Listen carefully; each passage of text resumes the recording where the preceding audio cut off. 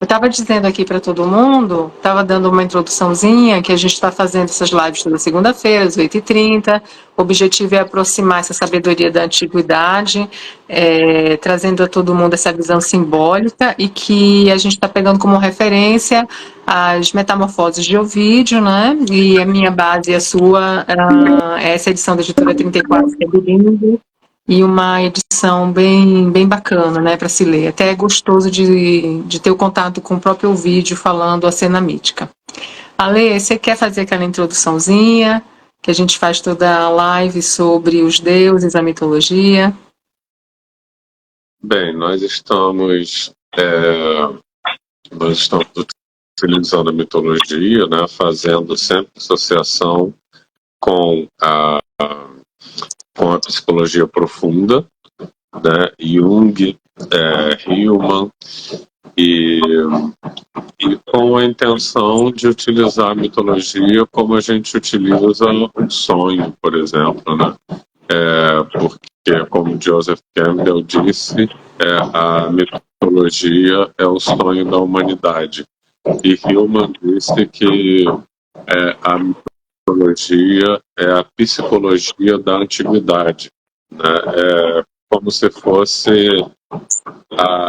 uma mente coletiva revelando-se a si própria através dos mitos, assim como através da arte, né? Através da cultura como um todo.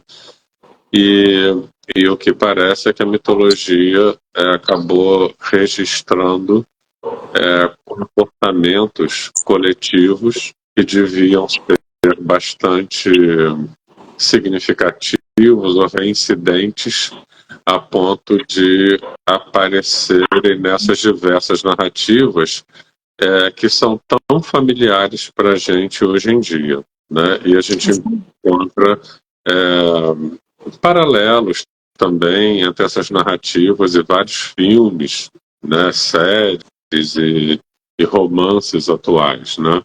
Então a mitologia parece se prestar bem para esse fim de nós podermos ampliar a compreensão de uma dinâmica psíquica, de encontrar todo um cenário de um jogo de forças que tem como personagens deuses imortais, mas não é para a gente fazer algum tipo de associação onde alguém se comporta como um determinado deus ou um determinado herói. Não.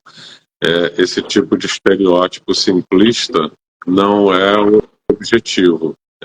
Há uma dinâmica, há uma cena mítica que envolve vários personagens e que nós podemos identificar com dinâmicas psicológicas, né, psíquicas de cada um de nós. Completando o que você falou, né? Essa introdução que é bem bacana, porque vai dando uma atmosfera, a gente vai se aproximando do tema, vai conseguindo conectar a importância desse conhecimento mitológico, voltar a ser algo natural, nós pensarmos mitologicamente, né?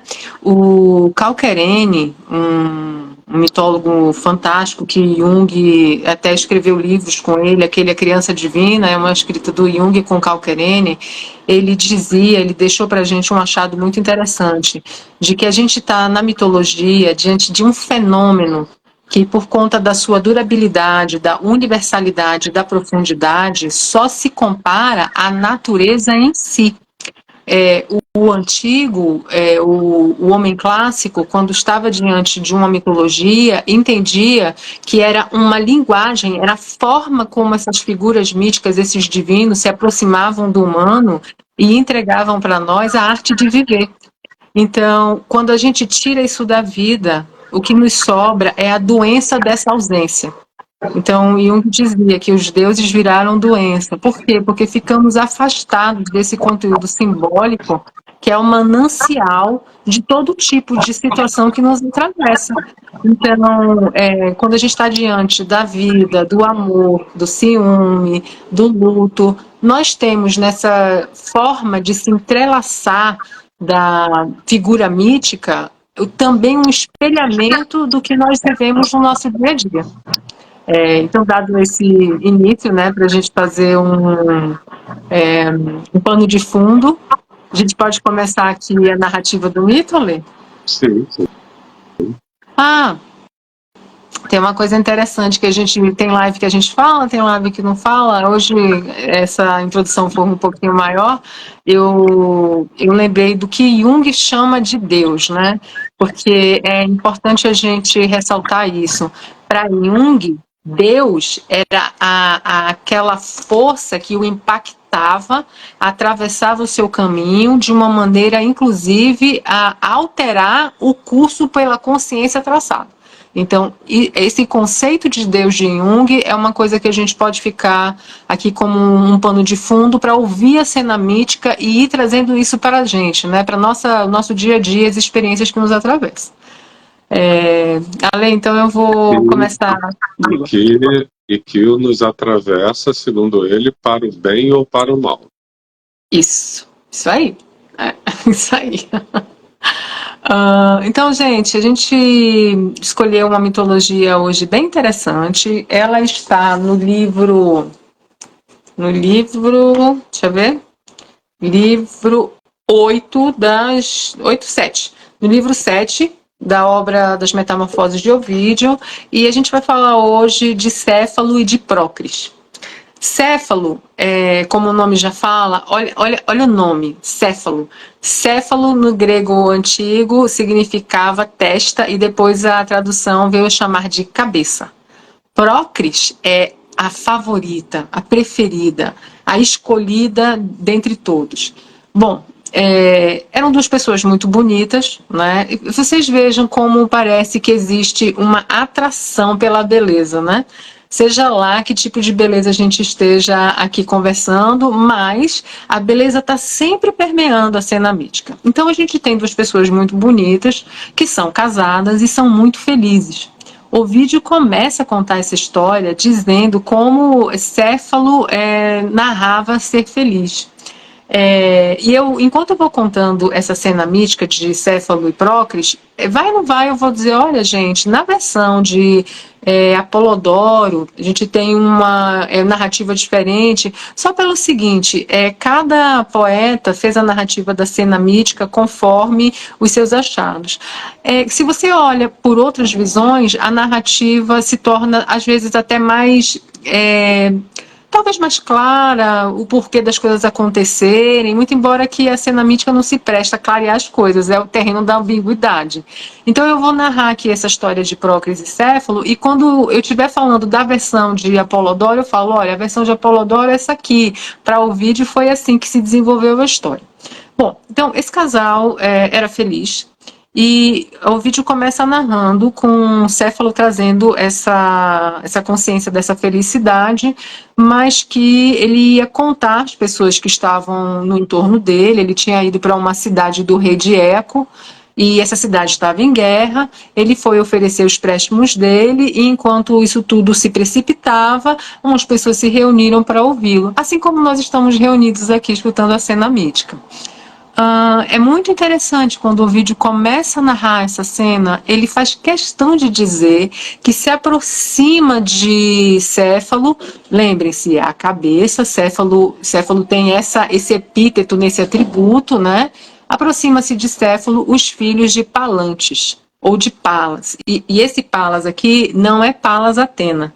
Aqui é um titã de segunda geração, que é casada com uma titânide chamada Estige. E esse pessoal teve 4 filhos. Esses filhos eram Kratos, Bia, Zelo e Nike. Ou seja, eles eram os atributos da força, da violência, do poder e da vitória. Esses 4 titãs se aproximam de Céfalo, e esses titãs e Céfalo se aproximam do rei Eco. E começa a se contar a história de um casamento que era feliz, e então constela-se toda uma tragédia, né?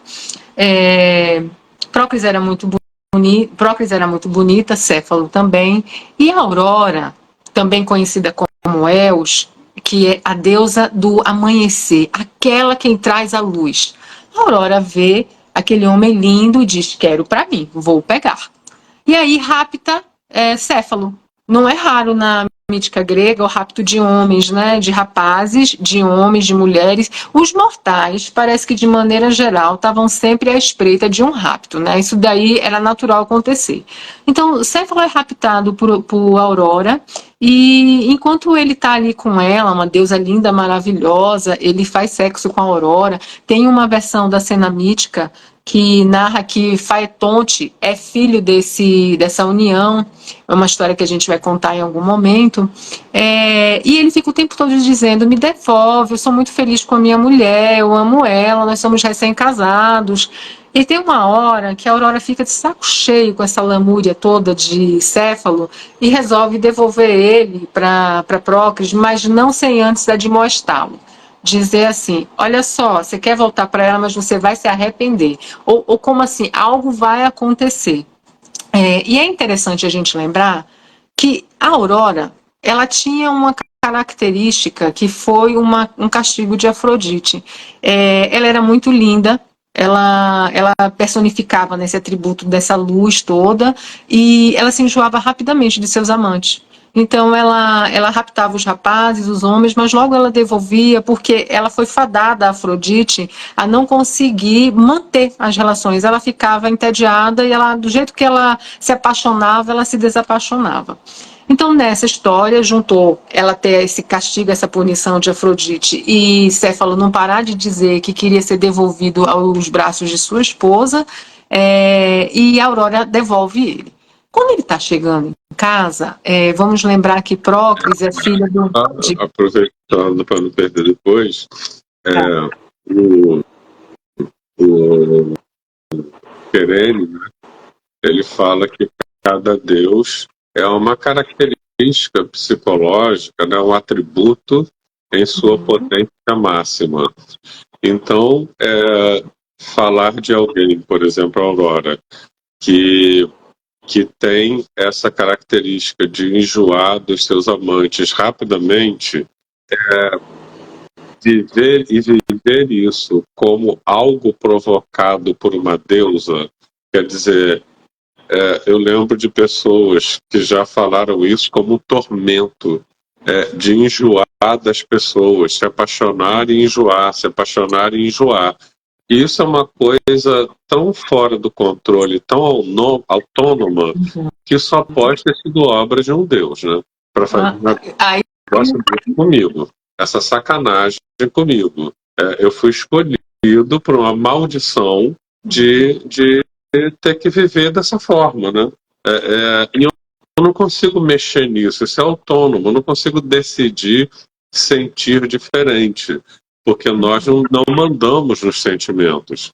Então isso só poderia ser descrito como uma maldição enviada por um Deus, que eu não consigo mudar. Então é muito interessante que apareça configurado dessa maneira aí. E se a gente pega um pouquinho que a gente falou antes do que Jung vive como um Deus, casa perfeitamente, né? O que Jung chama de Deus e que você está trazendo aqui, que a gente acha, nossa, eu sou assim, vim quebrado. Não, né? Você tem um Deus aqui, tem um plano divino aqui no meio, né? E toda vez que a gente tem um negócio que vai meio pelo desvario, que vai meio pela uma liça, uma loucura, a gente pode ficar atento que tem uma força, uma potência divina ali atuando. Bom, então, Céfalo é devolvido para os braços de sua amada, lembrando que Prócris é uma princesa, ela é filha do rei de Atenas, essa história toda se passa ali em Atenas, né? E aí ele volta, mas, olha que interessante, o vídeo narra, ele não volta como ele era, ele volta modificado. Ela não reconhece. E aí ele se aproveita que ela não reconhece, ele já veio na cabeça com um negócio ali, uma minhoca, ó, já matutando nele. Algo já estava matutando nele. Peraí, mas ela é linda. Ela ficou sozinha esse tempo todo. Acho que ela me traiu.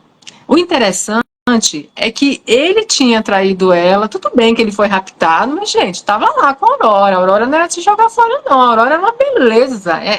Uma entidade divina que traz a luz, gente. Ele tava lá, ó, se refastelando na cama de Aurora, tava lá dizendo, ai, me leva embora, tô com saudade da minha esposa, mas tava lá. Enquanto o Procris estava lá chamando as pitanguinhas, com saudade de Céfalo, sem saber o que tinha acontecido com ele, angustiada.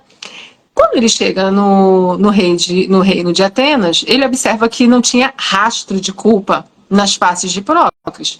Mesmo assim, ele titubeia, mas ele não hesita em colocar o plano dele em ação, que seria testar a fidelidade de Procris. Então, ele começa a fazer um monte de proposta, entregar um monte de fortuna para passar uma noite com ela, até o momento que ela titubeia.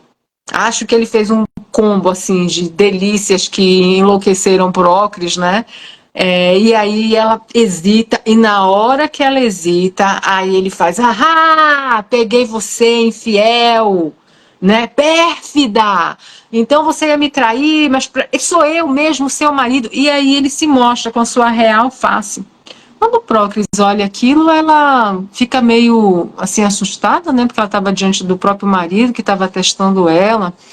O vídeo diz que eles se desentendem, mas aí as coisas continuam e ela fica por ali mesmo, e a partir disso ela ganha 2 presentes de uma deusa chamada Cíntia, que é o mesmo nome de Artemis e Diana.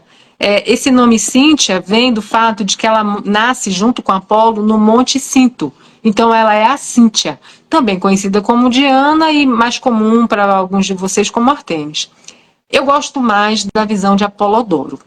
Me parece que faz mais sentido e torna a coisa mais picante. Apolodoro diz que ela fica revoltada, entendeu? Ela não ficou lá por Atenas, passeando nos campos, e aí, passeando por ali, ganha presentes de Cíntia, não. Apolodoro diz outra coisa. Apolodoro diz que ela vai fazer uma viagem para Creta. Creta, gente, é o reinado de Minos. Lembra de Minos e Parsífae? Onde acontece aquela cena toda do Minotauro. Então, nossa querida amiga Procris vai parar lá no reino de Minos, onde ele estava sofrendo de uma maldição jogada por Parsífae, mas isso é uma história picante que eu vou deixar para um outro momento, para todo mundo ficar curioso como é que o grego pensa na cena da doença venérea. Bom, ela cai lá no reinado de Minos, e ela salva ele dessa maldição que Parsífae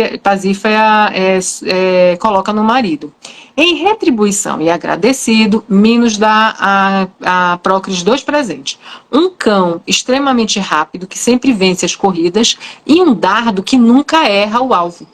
Ela volta para casa, depois de um certo tempo, Céfalo já está bem arrependido de tudo aquilo que fez, e eles se amam, eles voltam a se dar bem. Só que aí é Procris que fica com aquela história assim, não sei não, hein? Ele fica saindo esse tempo todo para ficar passeando aí por esses campos, diz aí para mim que vai ficar caçando, não tô achando que é isso não. E coloca alguém no encalço dele, e eis que ouve Céfalo deitado, caminhando pelos campos, fazendo odes à brisa, que a brisa venha e que passe a si mesma pelo seu corpo, que passe pelo seu peito. E nisso, quando essa pessoa, né, que Procris coloca num encalço de Céfalo, conta para ela esse segredo, aquela dúvida, ela se personifica, ela fortalece, né? E nisso ela resolve ela mesma ir atrás do marido para ver o que está acontecendo, porque, gente, é um lugar onde as pessoas são raptadas, como ele foi. As ninfas aparecem, as ninfas são um perigo. Ela está achando que a brisa é uma ninfa. E aí ela vai seguir Procris, ela vai seguir Céfalo, e numa dessas que ele vai deitar para descansar e começa a chamar a brisa, ele escuta algum barulho, né, na floresta. Aí ele fala mais alguma coisa, ele fica cantando hinos à brisa, ele escuta de novo o barulho, ele pensa, tem uma fera aí à minha espreita. E nisso ele lança o dardo, aquele que nunca erra o alvo. Quando ele lança o dardo, ele escuta, ai de mim. E quando ele vai ver quem era, é Procris, que foi atingida por uma ferida fatal. ele vai ao encontro da mulher e ela já, nos últimos momentos, né, num momento de morte, ela fala para ele que ela o amou e que esse amor ela entrega a ele, inclusive na morte, e o que ela pede é que ele jamais coloque em seu lugar como esposa essa maldita Brisa. E aí ele se dá conta de que ela estava com ciúme da Brisa. Bom, Procris morre, Céfalo, então, é condenado no Aerópago, que é uma região de Atenas, mas também é um tribunal supremo. Ele é condenado ao exílio e ele vai fazer esse exílio dele em Tebas.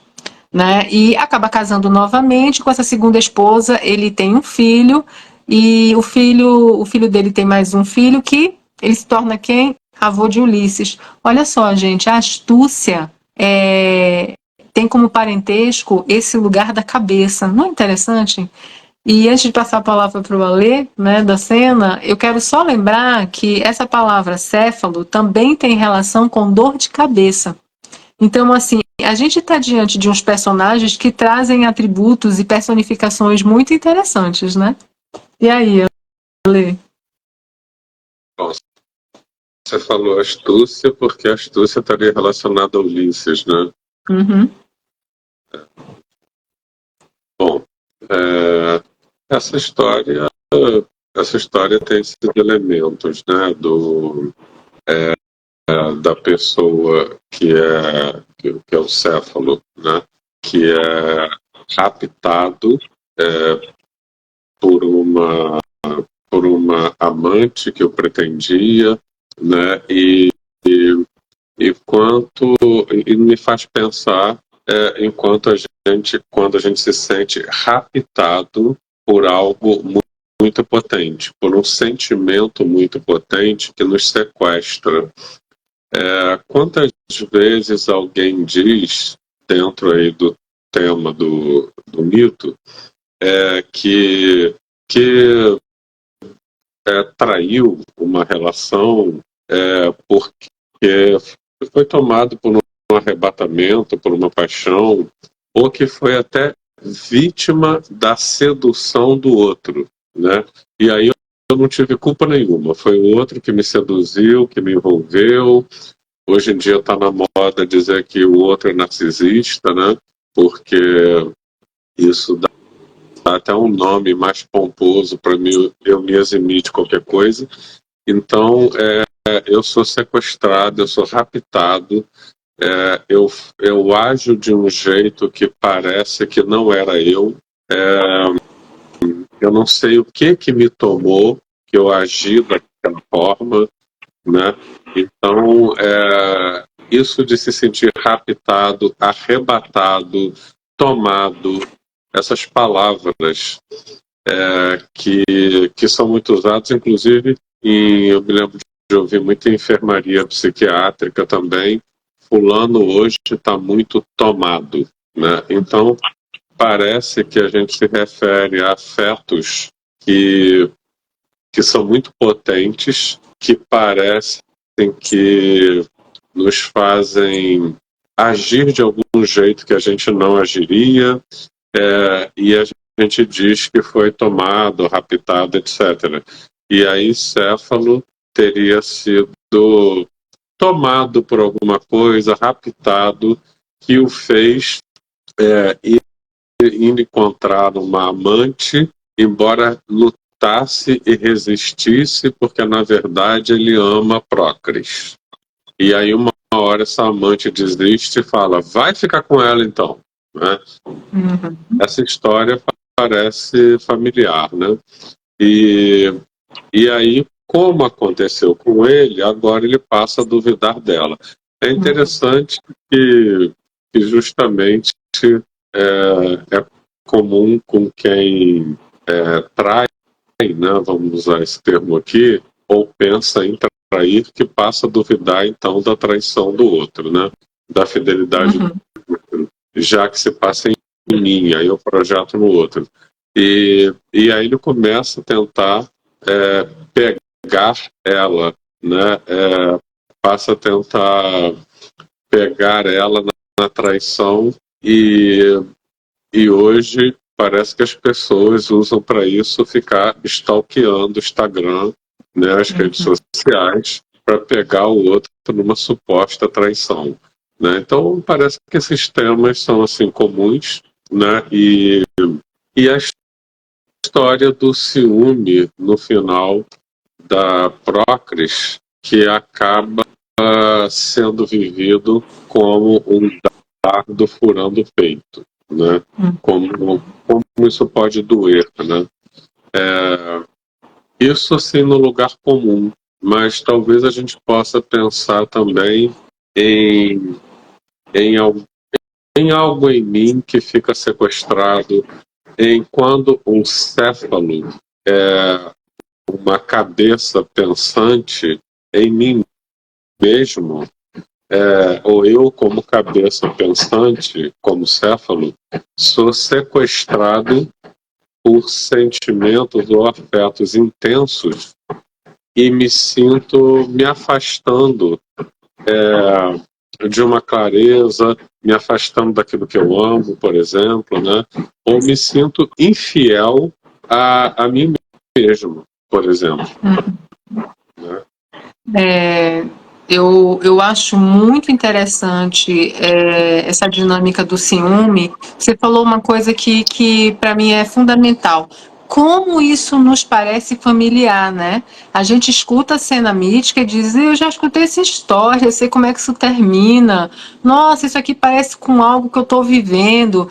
E isso traz, assim, aquele dado inicial que a gente falou da importância de a gente se aproximar da cena mítica, porque talvez ela entregue para a gente isso que os mitólogos e os estudiosos dizem, a arte de viver.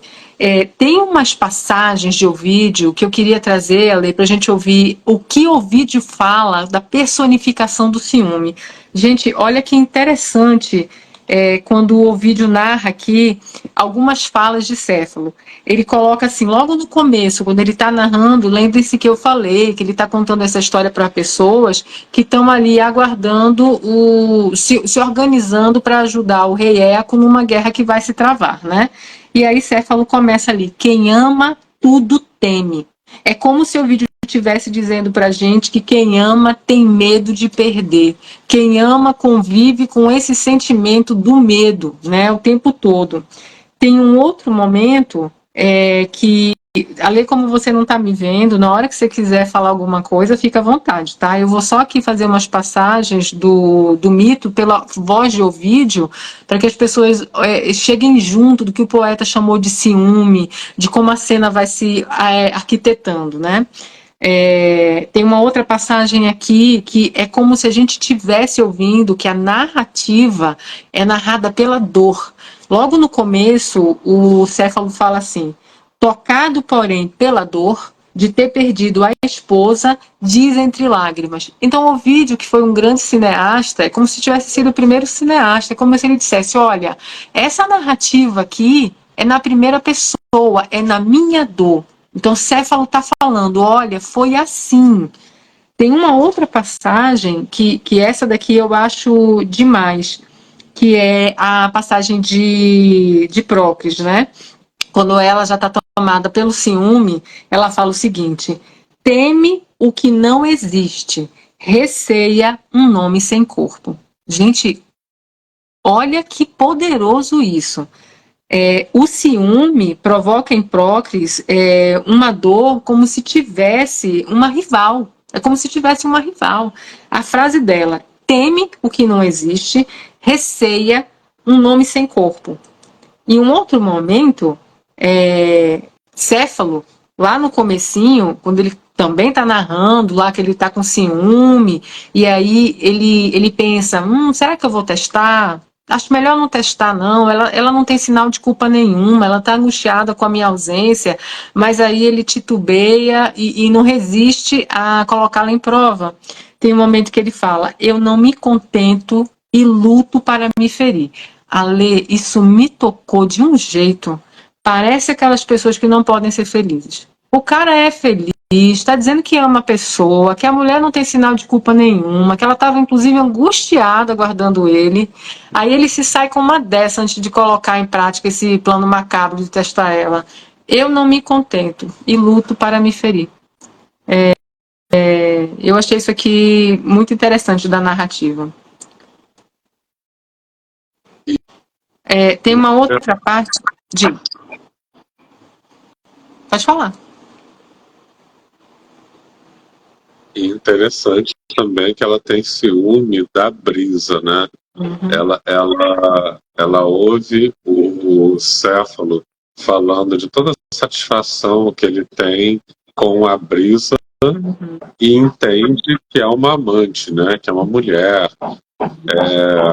E aí ela tem ciúme do invisível, né? Eu acho interessante porque o Jung vai falar, né, que os nossos complexos são imagens de situações afetivas vividas e que cada complexo funciona como uma unidade autônoma, como se fosse um personagem que tem sentimentos e pensamentos e uma energia coerente, um conjunto coerente com uma pessoa. Então, na hora que alguém é tomado pelo ciúme, está no sentimento do ciúme, nas imagens do ciúme, nos pensamentos do ciúme, e só vai enxergar em função do ciúme, né? E aí está enxergando alguém que não existe, né? Tá com ciúme do invisível e se fere por isso e morre por isso. Então, eu acho que isso traz um tema que a gente pode falar da imagem percebida e da imagem imaginada, né? Tem a imagem do que está se passando, se ela pudesse ver, que seria Céfalo falando com a brisa, falando com o vento, né? E tem o que ela está vivendo de imagem nela, trazida pelo complexo, que é a cena toda do ciúme. Mas ela vive pela imagem que o complexo traz e não pela imagem percebida. Ela morre por isso. Ela se fere por isso, ela morre por isso.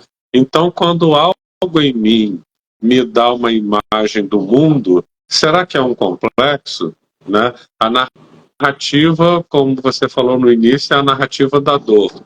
Então, aquilo que está narrando em mim é a dor, não é o amor, por exemplo. Né?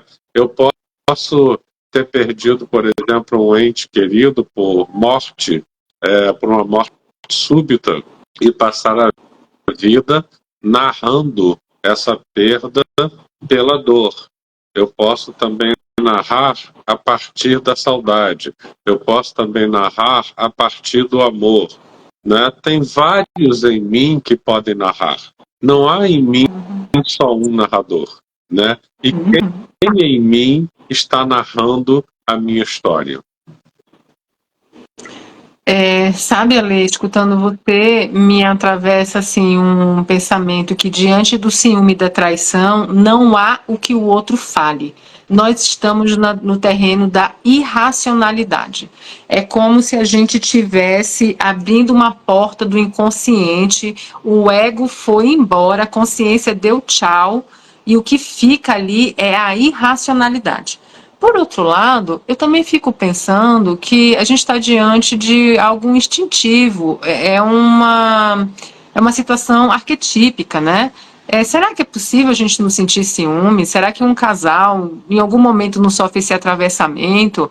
A gente vai sofrer esse atravessamento, mas é muito bacana a gente se lembrar de uma história como essa, para lembrar que o ciúme é uma flecha que, uma vez desferida, é um dardo que, uma vez que você solta, ele vai acertar o alvo. Né? E o Ovídio, só vou completar esse trechinho ali. O Ovídio, quando ele narra como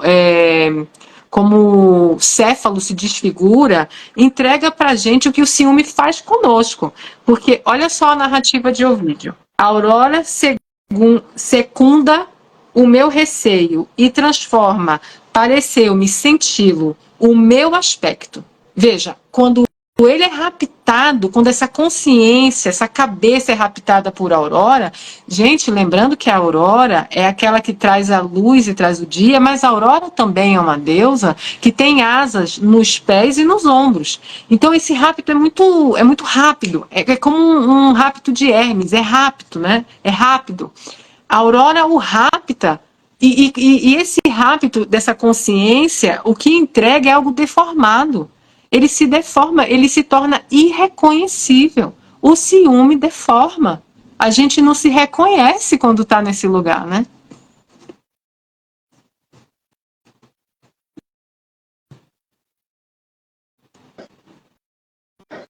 Você falou lá atrás, é possível a gente não sentir ciúme, mas eu acho que a questão não é sobre sentir ou não ciúme. O Orfeu falou aqui há um tempinho, rebaixamento da consciência. Eu acho que a questão é essa, né? A questão não é ter ou não ciúme. A questão não é ter ou não medo. A questão não é ter ou não qualquer sentimento, inclusive até ansiedade, desejo de morrer, qualquer coisa. A questão é quando este sentimento nos tem. Aí é o que o Fih falou aí, rebaixamento da consciência. Esse complexo passa a ter tanta carga que ele me possui, ele me toma. Aí realmente eu passo a enxergar o mundo com os olhos do complexo. Eu não enxergo o mundo e o complexo. Eu não enxergo o outro e o meu ciúme. Eu sou o ciúme e enxergo o outro com a lente do ciúme. Ou de qualquer outra emoção, né? O afeto. Sou afetado por isso, mas não sou apenas afetado. Nesse caso, eu sou possuído. Então, possuído a ponto de perder tudo. É o que acontece, né? E é interessante também essa fala do amor, que eu já... Quem ama teme, né? Porque quem ama teme. Se ele ama e teme perder, esse temor o fez perder, né? Eu providencio aquilo que eu temo. Se ele me tomar, né? E olha que interessante, parece que o movimento de Céfalo foi tentar testar a fidelidade da mulher, de Prócris, para garantir a fidelidade dela. Ou seja, é ter controle sobre a vida, para não perder. E a tentativa de controle para não perder faz o quê? Providencia a perda, faz perder. Sim. Controlar para não perder faz perder. Então, ele iniciou esse movimento e aconteceu isso. E me também você falando da Aurora, que talvez a experiência dele de encontrar uma amante, uma coisa, é um deslumbramento como uma aurora, né? Ótimo, isso mesmo, ótimo. Quando você falou isso, eu lembrei de um trechinho do Rafael Lopes Pedraza, de um livro fininho, gostoso de ler, gente, super recomendo, chama Emoções. E o Rafael Lopes Pedraza, diante do ciúme, fala assim: o sentimento que quando aparece na clínica eu mais respeito, porque as pessoas não conseguem controlar com a consciência o que sentem, e a coisa sai, e sai como se fosse um contato direto com o inconsciente, o ciúme. O ciúme tem essa força aí, quando o negócio vem, né?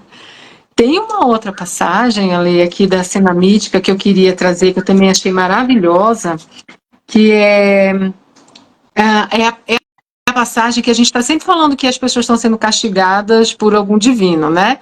A gente tem que estar sempre à espreita, nós como os mortais, gente, não pode estar brisando na vida, que vem um Deus e rápida, vem outro e sequestra, é uma loucura isso. Tem uma passagem nesse mito que eu achei muito curiosa, porque olha só o que o vídeo fala. Os deuses não castigaram Céfalo. Isso aqui foi anotação minha. Eu estava falando, os deuses não castigaram Céfalo. Isto foi obra dele mesmo, com essas ideias que ele ficou cultivando aí na cabeça dele, né? Olha só como é que o vídeo coloca. Consideravam-me e de fato era feliz. Isso é Céfalo falando, que ele considerava-se e de fato era feliz. Os deuses assim não pensaram. Caso contrário, ainda hoje o seria. Eu falei, opa, então que interessante esse reviravolta aqui, né? É óbvio que a gente está diante de um panorama divino. Tem um divino aqui atuando nesse desvario de Céfalo. Talvez a gente tivesse diante aqui de Ate, que é uma das filhas de Ananke, né? Aquelas coisas que são necessariamente assim. Talvez a gente esteja diante da loucura de Lissa, mas parece que Céfalo contribui ativamente para a constelação da tragédia na qual ele se vê fazendo parte, né? Eu me lembrei de Guerra nas Estrelas, que o Anakin, quando ele tem a visão lá premonitória da morte da mulher dele, ele começa a fazer todo o movimento de passar pelo lado negro da força e tal, para evitar a morte da mulher dele. E é isso que vai causar a morte da mulher dele. É. Aquilo que eu evito persiste, né? Fica a dica, fica a dica. Tem uma outra passagem que eu achei muito interessante. É aquela passagem, gente, que Céfalo fica na dúvida se a Aurora está fazendo uma premonição ou se ela está jogando uma praga nele. Na hora que ela se enche o saco de tanto que ele fala, me devolve lá para Prócris, é uma moela, para com isso, a gente é feliz. Aí a Aurora fala isso, ó, para, ingrato, com as tuas lamúrias, fica com Prócris, mas se é que o meu espírito pode ler o futuro, há de desejar não ter ficado. Pronto. Isso aqui é o moscardo que fica lá zumbinzando na orelha dele e ele pensa, e ela me traiu, hein? Pronto, e aí desvela toda a tragédia. Uma parte também, Ale, que eu achei muito legal nas falas de Ovídio, que eu acho que vale a pena trazer para todo mundo ouvir o que Ovídio fala, é quando Prócris está diante da morte, né, e nas suas palavras finais, nos braços de Céfalo. Olha só o que ela fala quando ela está lá ferida do dardo que a mata.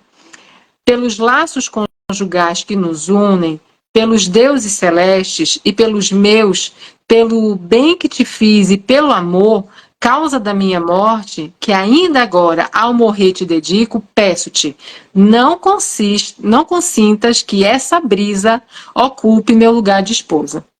É aquele negócio, né, Lê? Não é meu e não é mais de ninguém. Pronto, não vou levar, mas também ninguém leva. Esse lugar de esposa, só eu vou ficar. E você sabe que o vídeo narra que ele fica pensativo sobre Brisa, ele só entende o que ela tá falando desse ciúme por essa Brisa quando ele vai narrar essa história para as pessoas que o escutam. Aí cai a ficha dele. Ah, a Brisa.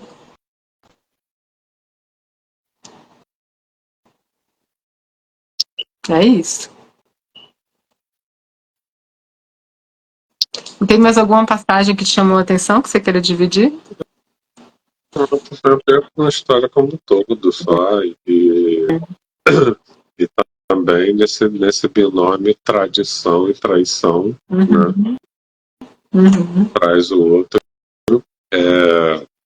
E quem ama teme, talvez, porque quando não é. Não entendo que o amor faz temer, mas o apego à situação é amorosa, uma situação de felicidade, que aí vai trazer o medo da perda traz o controle traz a perda e assim a gente vai, né? Para mim, Pode falar. Não, é isso. Para mim, o que fica muito marcado nessa narrativa de Ovídio, e por isso que eu acho sempre muito bacana a gente treinar a nossa escuta, sabe? Eu sempre faço essa narrativa da cena mística, mas eu acho muito importante a gente escutar a palavra do poeta, como ele está narrando a história, né? Porque quando ele narra o que o ciúme nos faz, nos desfigura, aquilo me toca. a Aurora não transforma ele literalmente, como a gente vê aqui nas narrativas, né? Numa flor, que acontece com Narciso, ele não é transformado num lobo, como Licaon, mas vocês percebem, gente, que tem uma metamorfose aqui acontecendo. O ciúme que rapta ele, né? Esse lugar que o rapta de si mesmo, essa cabeça que fica tomada. Eu até anotei aqui que esse céfalo vem de kefalé, também está associado a cefaleia e a dor de cabeça. Isso fica ali martelando, martelando. Isso nos desfigura. A transformação de céfalo é essa, a metamorfose dele é essa. Ele é desfigurado pelo ciúme. Nós ficamos irreconhecíveis aos olhos da pessoa amada. E assim, não há, diante do ciúme e da traição, não há o que o outro fale. Porque nós estamos com toda essa narrativa em coro dentro de nós. E não vamos nos esquecer que no comecinho da cena eu falei que ele era acompanhado de 4 titãs, de 4 potências titânicas. E, gente, vocês lembram, nas nossas lives, quem está acompanhando, que Titã é aquela força incontrolável. Titã vem desse lugar do incontrolável, o negócio era bestial. Tanto que na guerra, né, na titanomaquia que existe, Zeus e os titãs entram em conflito, tem titã que não tem discussão, é aniquilado com raio de Zeus, a maior parte dos outros titãs são enviados para o Tártaro. Esses 4 não são enviados para o Tártaro porque eles passam a se aliar a Zeus. Na hora que tem essa guerra, Estige, que é a mãe desses titãs, fica do lado de Zeus. E esses filhos de Palantes e de Estige é nada mais, nada menos do que a violência, o poder, a fúria, a vitória. Então, olha, a violência, a fúria, começa uma narrativa aqui com Céfalo. É diante dessas pessoas que ele começa a narrar no reino de Eco a desgraça que acometeu a ele. Eu estava aqui pensando também, como a gente trazendo o mito para uma dinâmica psíquica, quando a gente se sente, inclusive em terapia, quando a gente está, por exemplo, não sei se alguém já experimentou isso, em terapia, você é raptado por uma aurora, você se sente assim, é isso, eu agora me percebi, eu sei o que eu estou fazendo, tenho um insight, eu percebo isso, é isso, e parece que me dá, o sol nasceu, sabe, parece assim, a aurora. Aí eu volto para minha vida e continua tudo como era antes, assim. Essa aurora, eu quero fazer uma mudança na minha vida, eu quero levar isso e aí eu desconfio da vida que eu tenho e vai tudo assim ficando meio desalinhado, mas continua sendo a vida que eu tinha antes, vai só desagregando. Eu fico apegado às vezes a insights ou ideias que eu tenho na terapia, mas isso não produz uma transformação imediata de nada, né? Porque as coisas retornam sendo revisitadas. Antonella escreveu que o amor está bem distante disso, me lembrou Krishnamurti, que fala sobre essa, assim, né, porque me lembra isso, né, essa pessoa ama, eu amo com meus complexos, né, o amor não é isso, apenas é o complexo do ciúme, entrou o medo, entrou qualquer outra coisa que qualquer complexo intenso que me tomar há de me desfigurar, né, o pânico também e tal. E o Krishnamurti fala assim, eu acho que no amor deve haver liberdade. A pessoa deve estar livre da outra pessoa e, antes de tudo, estar livre de si mesmo. Maravilhoso. Ô, Fih, você colocou aqui que transforma do eixo horizontal para o eixo vertical, subiu e eu Eu não peguei em que momento você colocou aqui essa observação. Não Eu acho consegui. que tá falando dos titãs, de Zeus, por Dos aí. titãs, né? Nesse recorte, sim. Sabe, Ale, quando você falou, né, que a gente tem essa brisa. Nossa, adorei essa, essa associação que você fez. A gente está na terapia, tem uma brisa e diz, é isso. Ah, tá, o filho, da parte do poder, né? Aham. E aí a gente tem essa epifania, a gente fala, poxa, é isso, aí volta para nossa vida e pronto, aquilo se desfez, essa efemeridade, né? Esse negócio se dilui. Eu fiquei me lembrando daquela história do Jung que a gente conversou no seu grupo de estudo quinta-feira, sobre o leito do rio, Ale, que a gente precisa ter toda aquela dedicação e esforço para cavar com as próprias mãos outras frentes para que quando a água desça possa correr, né, paralela àquele leito de rio que está caudaloso, né? Como o lugar onde a gente tem um complexo ativo e aquilo talvez a gente não consiga não viver com o medo da perda ou o abandono, mas a gente pode abrir outras frentes, né? Pode aprender a caminhar não só com a bicicleta, podemos usar o patinete, podemos usar, sei lá, patins, ou seja, despotencializar um pouco aquela água caudalosa que cai. Se a gente fosse fazer ainda mais uma digressão em cima disso, me parece que é de uma força que é hercúlea, né? Hercúlea é o lugar de Héracles, que precisa mover as águas que passam num rio para que limpe de uma vez só o cocô petrificado dos estábulos de Álgias. Então, dentro de nós, para que essa brisa não seja só uma brisa, mas que ela tenha corporeidade, porque aqui o ciúme é o lugar que a gente tem ciúme do que nem existe. Não tem um corpo, mas eu estou morrendo de ciúme. Então, olha só, parece que a gente tem que lidar com um espaço em nós que é a nível de uma potência que somente Héracles pode mover o curso dessas coisas e alterar o curso do rio. Eu enfiei um monte de mitologia agora aqui no meio. Agora que o povo vai endoidar. Vai dizer, ei, Héracles, o que tá falando de Héracles aqui em própolis, Céfalo? Completamente. Escrevendo aqui a frase do Djavan, vem me fazer feliz porque eu te amo. Isso me soa realmente dentro desse lugar onde o ego se apodera do amor, né? Vem você me fazer feliz porque eu te amo. Agora que eu te amo, você vai ter que me fazer feliz. Se deu mal, né? Vem feliz porque eu te amo. É isso então, aí. é interessante como é algo voltado para o ego. E é interessante porque a mitologia traz essa visão da visita dos deuses. Então, se Eros me visita, sou eu que amo ou é o amor que me usa para amar? Maravilhoso. Isso daí é o conceito de Levi-Strauss, né? Que fala os deuses nos usam para se imaginarem e às vezes a nossa revelia, né? É isso. Tem uma outra, eu acho que essa é do Querini, não, eu acho que essa é do Hillman.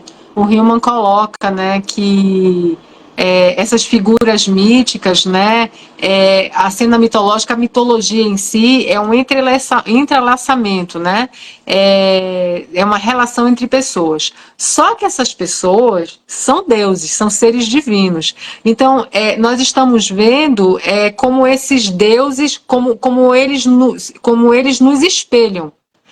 Ou, melhor dizendo, como nós espelhamos essas relações divinas. Essas potências divinas estão o tempo todo se reimaginando diante do nosso dia a dia. Simples assim. E quando elas vão embora, como o Hillman, parafraseando e trazendo Jung, coloca, né? A ausência dos divinos em nossa vida, nós vivemos como doenças, né? Então, a importância da gente estar com essa proteção que o Corban fala, proteção angelical, né? É a proteção do anjo em nossas vidas. Esse pensamento metafórico, esse pensamento mitológico. A Bufi está dizendo aqui do Raul Seixas, Ale, que o amor só dura em liberdade. Me lembra a liberdade verdade, essa que eu falei do Raul Seixas, do Krishnamurti, né? Quando eu estou livre de mim, porque eu vejo as pessoas combinando liberdades do tipo relação não monogâmica, relação aberta, relação isso, relação aquilo, mas as pessoas não estão livres de si, então elas vivem esses combinados com as mesmas neuroses, os mesmos ciúmes, o mesmo tudo, de qualquer forma de relação. A liberdade externa não adianta quando ninguém está livre de si. Sim. É isso aí.